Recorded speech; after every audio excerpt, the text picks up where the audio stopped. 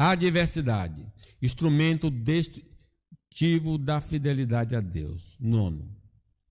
O discípulo de Cristo deve crer na intervenção divina para que a adversidade não possa demolir a sua fé.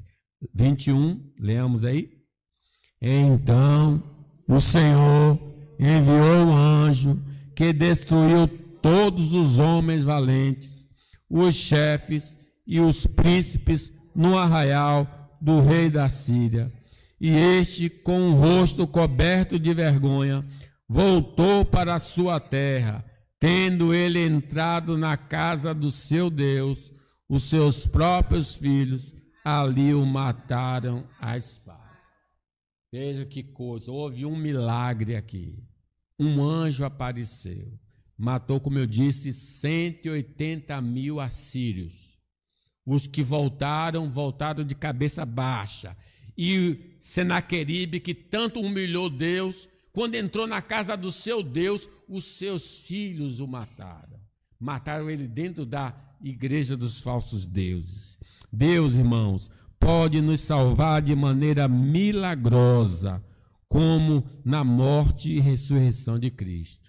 Cristo morreu pelos nossos pecados e ressuscitou para a nossa justificação. Foi o milagre da ressurreição. Aquele milagre nos salvou da morte eterna. Mas, no geral, a salvação divina é de maneira comum, como no livro de Esther. No livro de Esther não tem uma só referência ao nome de Deus. Esther vai jejuando, induz que ela estava orando a Deus, os judeus estavam orando a Deus, mas não é citado o nome de Deus. Mas como eles foram salvos? Através dos meios naturais. Deus usou os meios naturais para salvar o seu povo. O próprio rei Ezequias, depois nós vamos falar sobre essa experiência dele da doença, ele foi curado não de maneira milagrosa, foi uma pasta de figo. Uma parte de figo foi colocado nele e ele ficou curado. Então, Deus opera em milagre? Sim, mas não é comum. É um caminho, é um caminho especial. Geralmente, Deus vai nos salvar de maneira natural. A salvação de Deus, dada ao rei Josafá, quando da vinda dos exércitos dos moabitas, amonitas e meunitas. Lembra que esse grupo veio contra Josafá? Josafá disse: Senhor, não tenho condições de vencer esse exército. O Senhor disse: não se preocupe, essa peleja não é sua, é minha. Ele mandou um anjo? Não. O que é que aconteceu? O pessoal no acampamento eram inimigos naturais.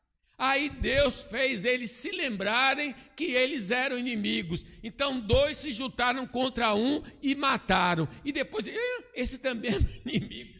E acabaram todo mundo se matando. Quando o exército do Senhor chegou no acampamento do inimigo, todos estavam mortos. Eles não precisaram lutar. Deus pode fazer isso. Dar consciência ao inimigo que ele é inimigo do outro. E eles se matarem e nada acontecer conosco. Que coisa maravilhosa. A salvação do Senhor dada a Pedro. A igreja orava incessantemente por Pedro. E no outro dia Pedro ia ser morto. Aí Deus mandou um anjo. Abriu várias portas. Tirou a Pedro. E aí Pedro saiu e disse: foi um anjo que me livrou. Aí ele foi para o lugar onde o povo estava reunido. E bateu na porta e chamou. Aí minha menina atendeu. Reconheceu a voz, mas não abriu a porta. E voltou para o grupo de oração e disse: Pedro está aí fora. O povo disse: você está doida? O povo orando: você está doida? É o anjo dele. E Pedro insistindo. E quando eles abriram a porta, era Pedro mesmo, e ficaram espantados. Como Deus pode salvar uma pessoa? A salvação de Deus ao menino Jesus, para não morrer pela mão de Herodes. Você se lembra? Herodes mandou matar as crianças de 2 anos para baixo. E como é que ele foi salvo? Deus deu um sonho a José: saia daí e vá para o Egito, porque vão querer matar o menino. E desse sonho ele se salvou. Glória ao Senhor. A salvação de Deus aos espias da cidade de Jericó, não teve milagre nenhum. Aquela mulher prostituta disse: eu sei que Deus vai dar essa cidade, e ela esconde aqueles rapazes ali, para que os soldados não pudessem prender, e eles foram salvos. A salvação de Deus na vida de Paulo, lembra que Paulo ia morrer num naufrágio, ele e mais de 200 pessoas, e o Senhor disse: não, você não vai morrer não, porque eu tenho um propósito para a sua vida, e você vai para Roma, e eu lhe entreguei todos que estão nesse navio. É interessante que nessa tempestade, até quem não sabia nadar não morreu afogado. Cândido, isso é difícil. Até quem não sabia nadar não morreu afogado na tempestade. Como Deus pode salvar, gente? Como é que um cara que não sabe nadar não morreu afogado e te salvou? Porque Deus é Deus. Deus é poderoso. Claro, ele não mandou um anjo. A ordem foi: cada um pegue um pedaço de tábua, qualquer coisa, e se segure. E foi assim que todos foram salvos. Não devemos estabelecer a maneira dele nos salvar. Confiemos em sua sabedoria. Relembre os feitos salvadores de Deus, isso vai estimular a sua fé. Aí eu concluo com os versículos aí, 22. Vamos ler o 22 e 23? Assim livrou o Senhor a Ezequias e os moradores de Jerusalém das mãos de Senaqueribe, rei da Síria, e das mãos de todos os inimigos, e lhe deu paz por todos os lados. Louva! Isso é a experiência que todos nós vamos ter.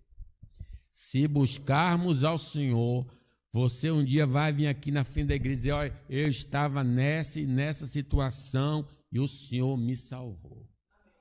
Observe que ele não só salvou, mas ele agora trouxe dias de paz e prosperidade. Observe 23. Muitos traziam presentes a Jerusalém, ao Senhor, e coisas preciosíssimas a Ezequias, rei de Judá, de modo que depois disso foi enaltecido à vista de todas as nações. Oh, Deus maravilhoso! O Deus que deixa a onda chegar, também faz ela ficar tranquila, e os nossos dias tranquilos, irmãos. Vamos provar essa salvação, vamos provar esse refrigério do Senhor. Que Deus nos abençoe.